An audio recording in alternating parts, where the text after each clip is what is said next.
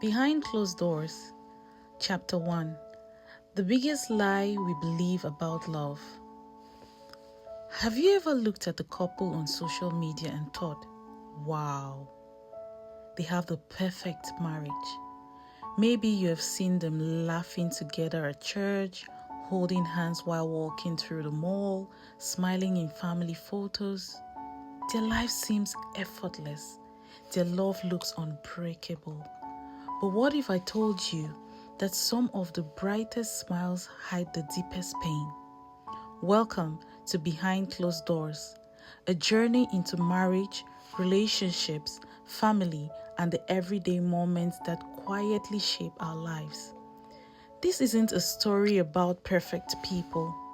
It's a story about people like us, people trying to love, trying to forgive, trying to understand each other, and sometimes failing along the way. As you listen, you may see yourselves in these stories, perhaps in Daniel, perhaps in Grace, or perhaps in someone you have loved. So settle in, take a deep breath, and let's step behind closed doors. The biggest lie we believe about love is not that perfect relationships exist. It's believing that great relationships happen without effort. The rain had just begun to fall as Daniel pulled into the parking lot of the Olive Tree restaurant. He glanced at the clock on the dashboard. 35 minutes late. His phone buzzed again. It was Grace. "Are you coming?" Daniel sighed. The meeting at work had run longer than expected. At least, that was the excuse he kept telling himself. Deep down, he knew the truth.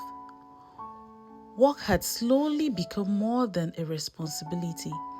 It had become a place to hide, a reason for arriving home late, a reason for missing dinner, a reason for avoiding conversations he didn't know how to have.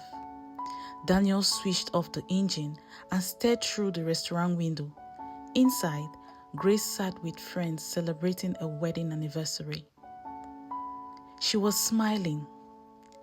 Anyone watching her would think she was having a wonderful evening. But Daniel knew that smile.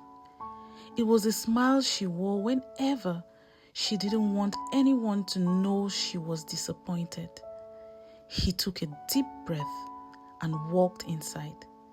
"There he is," one of his friends laughed. "We thought you'd forgotten us." Daniel forced a smile. "Traffic," he replied. Everyone laughed. Everyone except Grace. She looked at him for a brief moment before quietly turning back to the conversation. Later that night, the drive home was unusually quiet. Only the sound of the rain tapping against the windshield filled the silence. Finally, Grace spoke. "Do you remember our first apartment?" Daniel smiled. "The one with the tiny kitchen." Grace laughed softly. "And barely enough room for a table. We could hardly afford furniture," Daniel added. She nodded. But somehow she looked out the window. "We were happy." Daniel didn't answer because he knew exactly what she meant. Back then, they had very little, but they had each other. They shared simple meals, dreamt about the future, laughed over burnt dinners, stayed awake talking until midnight.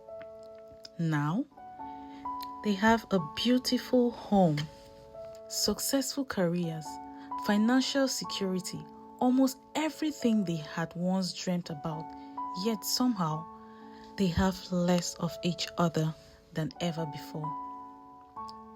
When they arrived home, Grace quietly walked upstairs. Daniel remained alone in the living room. His eyes wandered to an old photo album resting on the bookshelf. Almost without thinking, he picked it up. As he turned the pages, Memories came rushing back. There they were, two young dreamers standing outside their tiny apartment. No expensive clothes, no fancy cars, no luxury vacations, just two people smiling as though nothing in the world could ever separate them. Daniel smiled, then whispered to himself, "What happened to us?" A gentle voice answered from the staircase, "They are still there." Daniel looked up. Grace stood halfway down the stairs. "The people in that picture," she paused before continuing, "they are still there. They are just buried beneath everything we have stopped talking about." Her words hugged in the air. Neither of them spoke. Neither of them knew that this wasn't the beginning of their problems. It was simply the first time they had finally noticed them. The lesson of the day: relationships rarely fall apart because of one big mistake.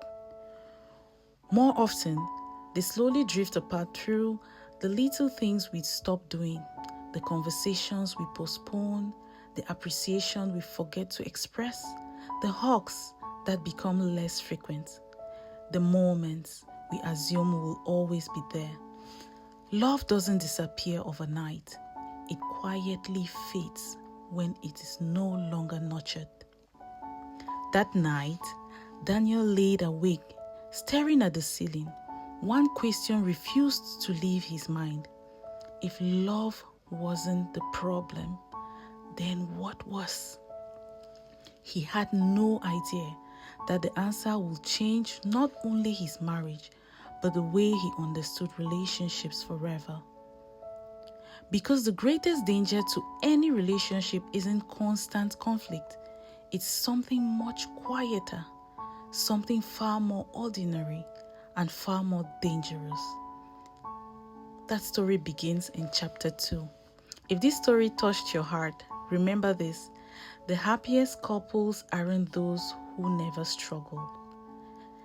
They are the ones who choose each other again and again, even in the middle of life's challenges.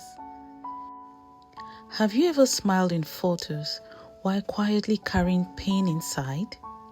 Or admired someone's relationship only to discover later that things weren't as perfect as they seemed?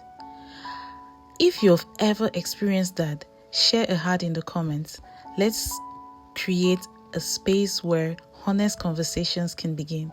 Thank you for listening, and I'll see you in the next chapter of Behind Closed Doors.